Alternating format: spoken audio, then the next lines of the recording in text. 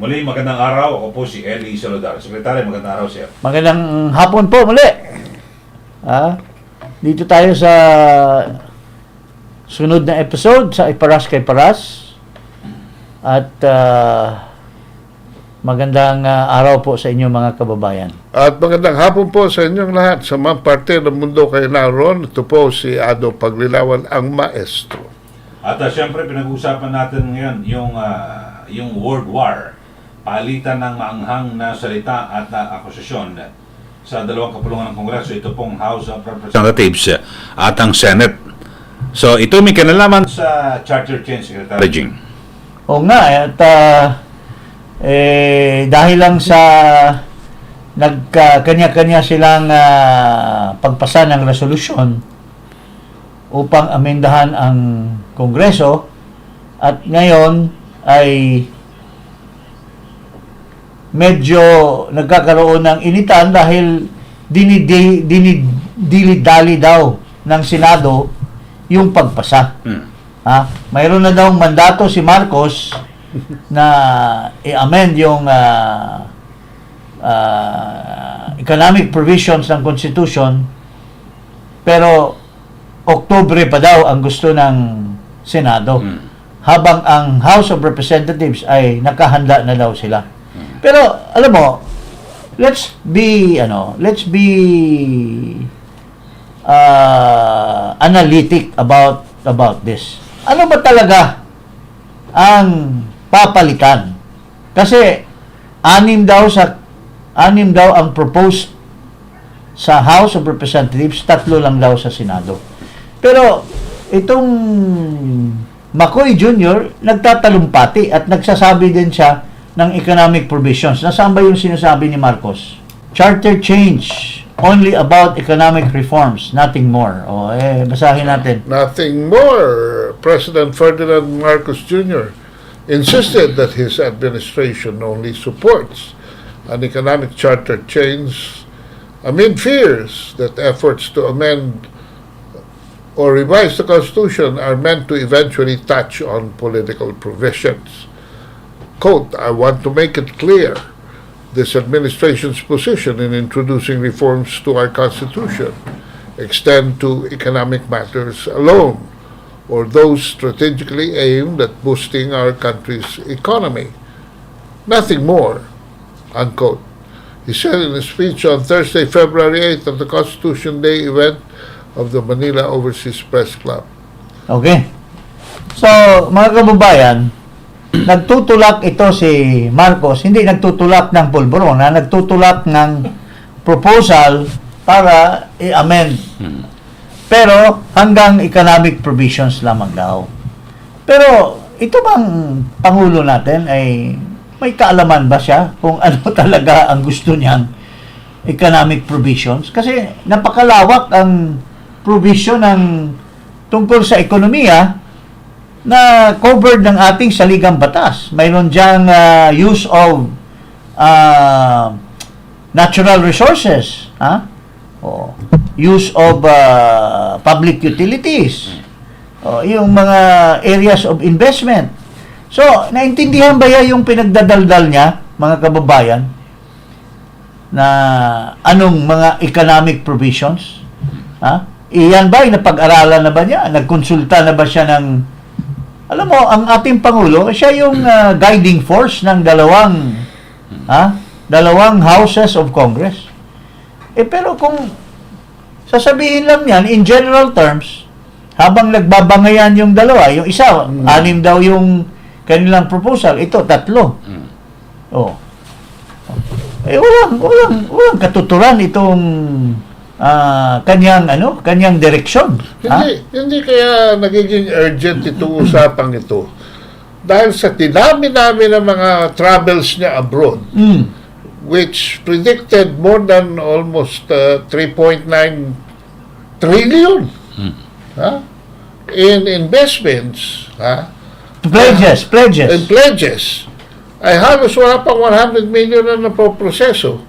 Kaya kailangan ngayon ng clutch, no? Kailangan ngayon ng dahilan kung bakit hindi makapasok di umano itong mga investment na ito At ang ginagawa nilang clutch ay itong batas, itong konstitusyon. Ang tanong naman, ito ba kaya ang gamot para papasok itong mga kinakausap nila, mga investor? Pero dapat siguro, Secretary Gina Cado, dapat nagkaroon ng consultation sa kanyang mga economic managers. Yes. Ano ba talaga yung gusto Is it ng mga really, foreign investors Oo. para mag-alaga sila ng is it investment really dito? the Constitution? Or is it really the infrastructure, the cultural landscape of our country, yung corruption ways of doing business. yung corruption wave na ng embedded na sa magmula doon sa barangay up to the highest official. O baka naman kuryente. Kasama yan. Kasama yan. Sana yung reklamo Kasama talaga. yan sa infrastructure eh. Now, ito po, pakinggan natin itong Batikan. Ekonomista. Ito, professor ko ito sa School of Economics na magaling. Although, yellow ito. Oo. Pero, Dating NEDA Secretary. matalino ito si Winnie Monson. Pakinggan natin kung ano ba talaga ang kanyang nakikitang or napupusuan na solusyon. Hindi, is it the Constitution or is it something that must be done by the government and the people themselves? Ito po, pakinggan natin si Winnie Monson. I want to ask you first, are you open at all, to changing any provision in the 1987 Constitution? Of course, I'm open, but not now. And I don't think the economic provisions should be changed at all. Listen, when they're talking about the resolution, the House and Senate resolution number 6, they're only talking about changing the Constitution in 3 areas. All right? That's the House and Senate resolution. One is in advertising. The second is in public utilities. And the third is in, I don't know what the third Education. is. Huh? Education. Education. Okay. You know, if you look at all the studies and all the studies on foreign direct investment, you will find out that most foreign direct investment is in finance, in manufacturing, in, education and advertising are not part of it at all. So it's going to be very small effect on the economy if they're talking of only these 3. And that is the joint resolution that they're talking about, that RH 6 or something like that. Only 3. Now, look, do you think that that opening the economy in those 3 areas, which are quite sensitive, will matter at all to the economy? I don't think so. I don't believe so. And another thing, Karen, nagsasalita sila, dami-dami nilang sinasabi, I have not seen a single, evidence, I haven't seen anyone giving any evidence to support what he or she is saying. And yet, the Philippine Institute for Development Studies there are several studies since the 1980s on foreign direct investment, and all of them, Karen, all of them are saying that, what is required in the Philippines to bring in foreign direct investment is not not lifting whatever restrictions there are, but in good governance, in, corruption reduction, etc. All of them, there's Lamberte, there's Aldaba, there's Reside, there's Austria, ang dami nila. That's what they're saying. And it's all in the Philippine Institute for Development Studies. The latest one is not from the Philippine Institute. It's from Parcon. It's from the central bank. There's a central bank research unit, etc. And this was done only in 2021. And what did the study say? Ang sabi nila results show, and I'm quoting now, that the overall FDI, foreign direct investment, restrictiveness index which is what is given by the OECD, is statistically insignificant Really? for all investors when macroeconomic stability, governance, ease of doing business, and quality of infrastructure are accounted for. This is the latest study, which studies 5 ASEAN, Philippines, Malaysia, Indonesia, Thailand, and Vietnam, for and their foreign direct investment situation from 2010 to 2019. The latest study, ayan ang Do you sinasabi. have that study? That's pretty good. It's Okay. new. It's fresh. My dear, Oh, I have because- been, I told this to the Senate, I told this to Congress. You know, when you don't want to listen, you will not listen. When you have something in mind, you will not listen. And yet, all these are studies. And all you have to do is go to, I mean, you know, you can, I think you can,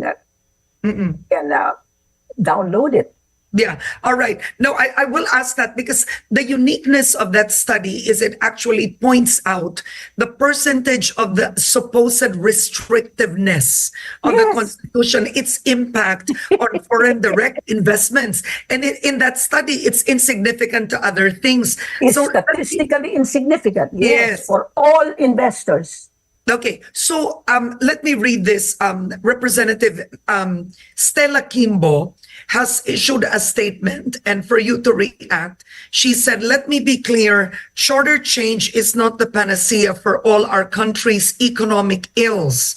But of course, she says there should be a cure for corruption, red tape, and expensive electricity. But she says we need to have an economy fit enough to run and keep instead in step with our competition."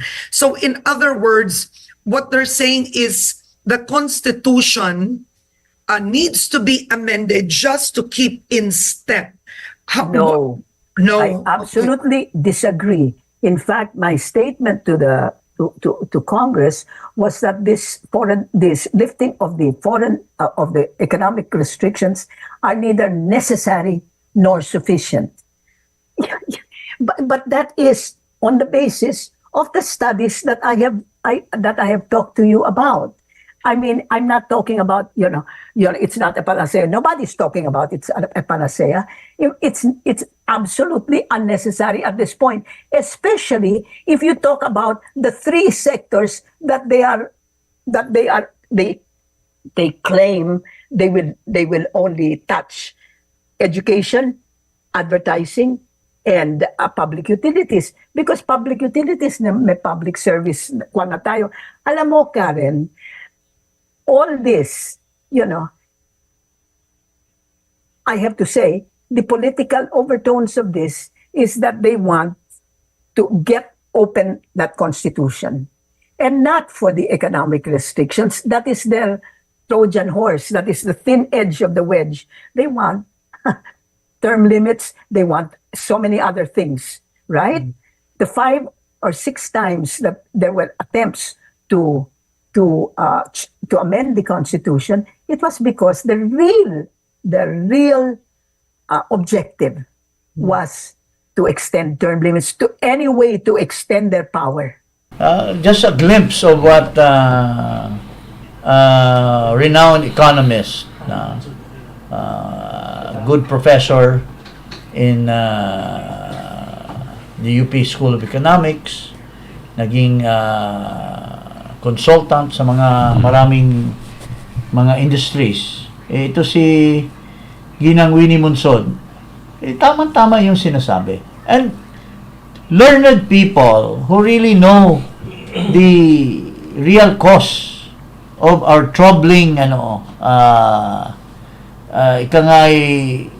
means to attract investors is really not in the Constitution. It's governmental. It's nasa Pangulo. Kasi ito lahat, magagawa niya lahat, infrastructure. Magagawa yan ng Congress. Pero sino magkukumpas? Ang Pangulo, because siyang magsasabit ng budget . O, yung corruption galing sa barangay, o yung mga dinidili, yung ginawa na ni Pangulong Duterte yung ARTA para yung red tape. O, ano pa? Cost of electricity. O, kaso nga, ang problema, yung cost of electricity, sobrang kinikita ng mga industries. Itong mga monopoly ng Meralco, monopoly ng Aboitiz, sa power. Kasi doon sa EPIRA, tatlo yan eh. Generation, distribution, at saka yung WISM, yung market. Yan lahat, puro mga cronies, mga may-ari niyan. Hindi mo pwedeng, pero si Duterte, nung panahon niya, binangga niya yung, sa luwa. Sa MWSS. Too big. Too big. Di ba, kaya nga Ayala, umatras na. Ngayon, ang pumalit, lalo pang mas matindi. Yung pinaka-crony na Tisoy. Nga gustong sakupin na lahat ng negosyo sa ating bansa. So, yun po mga kababayan. So, hindi naintindihan. Sinasabi ni Winnie, hindi naintindihan ng what they're driving at. At saka, ito po, si Kulang naman, ito, from the private sector, may sinasabi din siya. Ito, pakinggan din natin ito. Stevie, this rewriting of the 40-year-old Constitution, at least from the outside, seems to be one of the needle that breaks the camel's back in this love affair between the country's two most powerful political families today. I wonder, do you think this is really necessary, or is this much ado about nothing when really we can achieve the economic leniency everybody says they're after without cha-cha? Are there more creative, surgical ways to do these amendments? Well, I mean, okay, I don't want to, too many people like to right away condemn the motives of the people they disagree with when maybe they just disagree with them. And I'm old enough to know some people are always insincere, some people are always sincere, most people are in between. So rather than try to define the motives, let's just discuss the reality. The reality is a lot of people, people who I have great respect for, like Gerardo Sicat and other people, I think are very sincerely believe opening up the economic provisions is necessary. My personal view, and I'm not assuaging the motives of people who disagree with me, is it's not only unnecessary, it is a wrong analysis of why we got left behind. In the last 2 weeks when we had our talk ahead of schedule or a special show, I talked about how most Asian countries have similar or even more severe restrictions than us. And yet they're the darlings. Look, I've represented a toll road in Malaysia, and we had to find buyers who were willing to be limited to 49% because it cannot be majority foreign owned, because there's real estate, and real estate has to be majority Malaysian owned. Same thing in Thailand. So it's not like we are the outlier. We are frankly in more or less, I would say, the third quartile for liberalization of industries. Maybe we should change something on media because that's zero and all that stuff. But let me get to why I think it is wrong. It's because there is a problem. The problem is we've had abysmal economic performance since the 1960s. Now, what is the cause? If people say the cause is the provisions, I'd say, why don't you test your hypothesis by checking what other things happened over the last 60 years? Like, let's use an extreme situation. When did the Indonesia, Malaysia, and Thailand, well, Indonesia's having a renaissance now, which we can get to later, but their initial big burst, where they really started leaving us in the dust, was in the 1980s. Was it economic provisions? Of course not. The economic provisions in those other countries were the same. What was it? We defaulted on our debt in 1983. We had to suspend our economic payments. Who's going to invest in a country that cannot service its debts? Number one. Number two, let's not pick on one administration. When we had EDSA, what did we have from 1986 to 1990? 9 coup attempts. Are people you think if we had 100% foreign investment, people will come in when we couldn't service our debts and we had 9 coup attempts in 4 years? I mean, would it at least be fair to have a proper study of all the differences?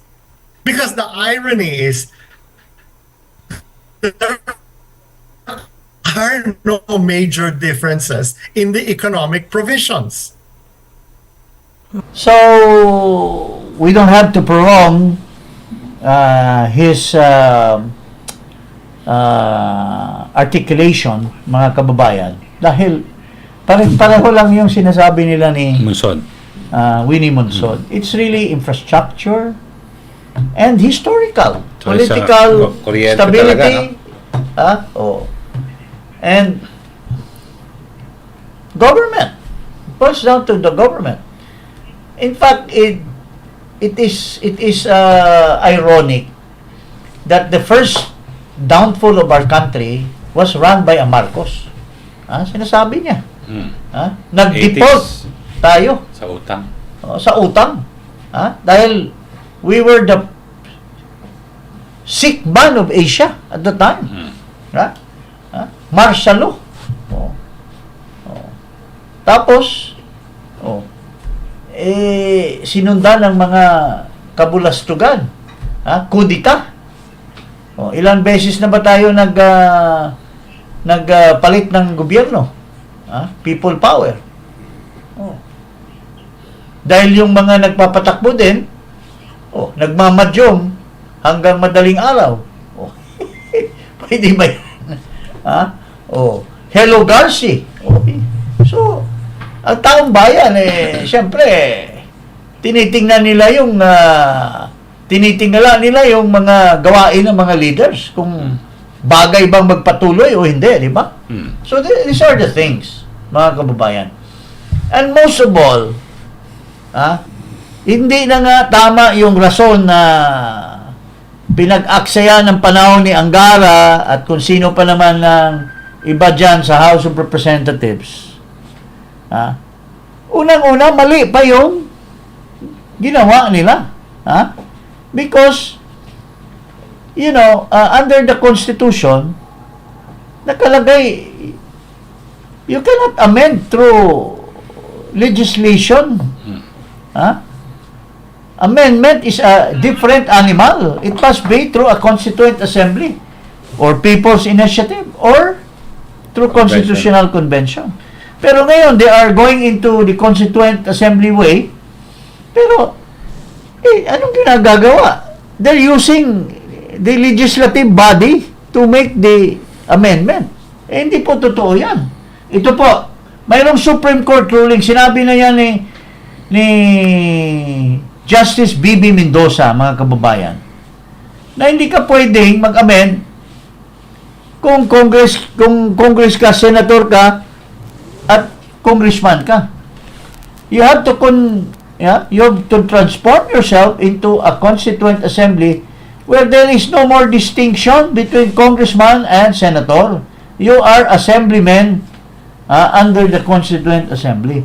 Ito po, sinasabi na ni Justice B.B. Mendoza yan in one of the consultation. Ito po, this is a Supreme Court decision in 1967 na dinefine na nila yung kung ano ba yung Constituent Assembly in the Ramon Gonzales versus Comelec case. Ramon Gonzales versus Comelec. Indeed, the power to amend the Constitution or to propose amendment thereto is not included in the general grants of legislative powers to Congress. It is part of the inherent powers of the people as the repository of sovereignty in a republican state such as ours to make and hence to amend their own fundamental law. Congress may propose amendment to the Constitution merely because the same explicitly grants such power. Hence, when exercising the same, it is said that senators and members of the House of Representatives act not as members of Congress but as a component elements of a constituent assembly. Ito. When acting as such, the member of Congress derive their authority from the Constitution, unlike the people when performing the same function, for their authority does not emanate from the Constitution. They are the very source of all powers of government, including the Constitution itself. So, ito yung balik. Huwag mo nang ibalik mo yung baba. Ito, Congress may propose amendments to the Constitution merely because the same explicitly grants such power. Hence, when exercising the same, meaning to amend the Constitution, it is said that senators and members of the House of Representatives act not as members of Congress, but as component elements of a constituent assembly. Ayan. Yes. Supreme Court ruling yan. O, yun ang sinasabi natin at yun yung sinasabi ni Mendoza. But what are these guys doing now? Itong si Angara. They're using the legislative, their legislative powers to make the consultation and preliminary to the amendment. Ang House, mukhang tapos na sila. Oh, but have they convened a constituent assembly? Wala pa. So this opens the floodgates for people to question this later on. That they are amending the Constitution not as a constituent assembly but as a legislative body. So mali ang proseso. Mali ang proseso. Yun ang sinasabi ni Bibi Mendoza. Kaya hinanapan natin ng research tayo at ito yung sinasabi ni Mendoza na mayroon ng jurisprudence tungkol dyan. This is just one of the decided cases ng Korte Suprema. Kaya nga po, ang daming perang sinasayang nitong Angara ng kanyang na hindi naman dapat pwedeng mag-amend ang Congress as a legislative body. Hindi sila pwede. Sinabi na ng Korte Suprema They have first to convene as a constituent assembly. But when are they going to convene? Kailan pa? Dahil takot sila because of selfish reason na manatili sa kanilang pwesto. Eli, ano masasabi niyo, partner? Diyan sa sinasabi ng Korte Suprema. Well, the legislative process and the process of amending the Constitution are two different things. Kasi pagdating sa the change of a constitution, that's an organic act, that's the basic law of the land. And the court itself has already, the Constitution itself is very explicit in saying, that House and Senate must come together and constitute a constituent assembly for which they cease to become congressmen and senators and become constituent assemblymen. So, bawat isa sa kanila, isang boto lang. Pag-iisahin na nga Iba kasi, hindi legislative. The bicameral issue does not enter into this picture. Bicameralism is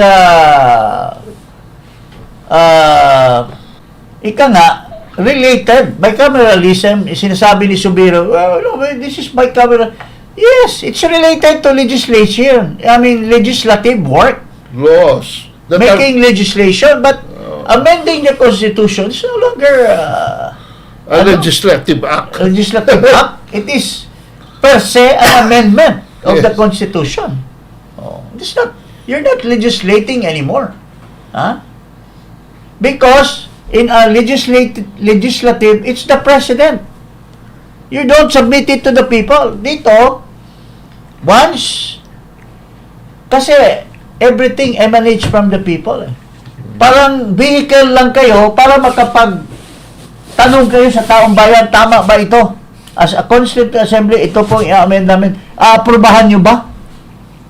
Unlike an ordinary legislation, you just Consider. pass, come up with a BICAM, and let the President sign. Here, there is a plebiscite where the people acts Yes. Tama. on the change of the Organic Act.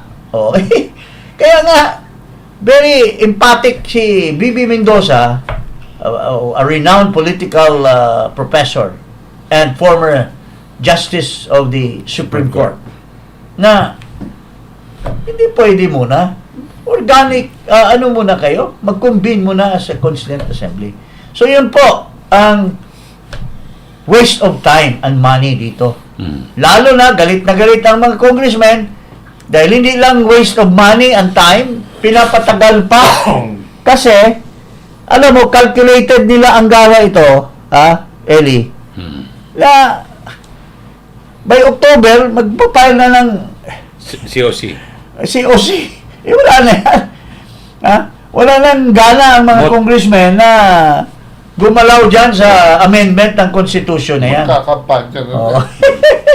Talagang Kung ano man yung sinadya. kung ano man yung kikitain nila ngayon, kailangan na nila sa Oktubre. Pero kasi ang gusto naman ng Senado, kaya Oktubre, para isabay na sa 2025 elections yung plebiscito. Yung plebisito. Para Hindi, makatipid. bawal yan eh. Para makatipid. A plebiscite involving amendment of the Constitution cannot be Hindi pwede isabay.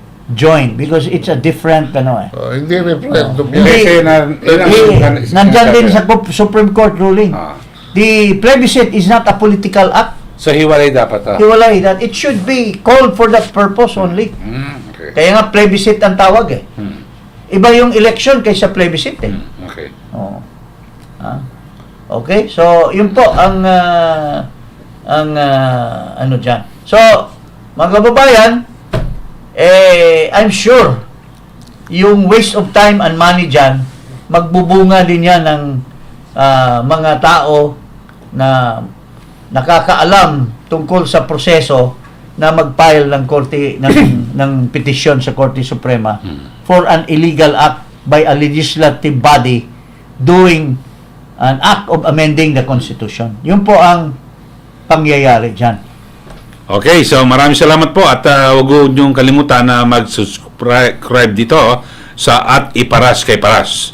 At siyempre sa aking YouTube channel @Eli Saludar. At sa aking YouTube channel din po, @Ado Paglinawan. Magandang hapon po lahat sa inyo. Maraming salamat po. Happy Valentine's!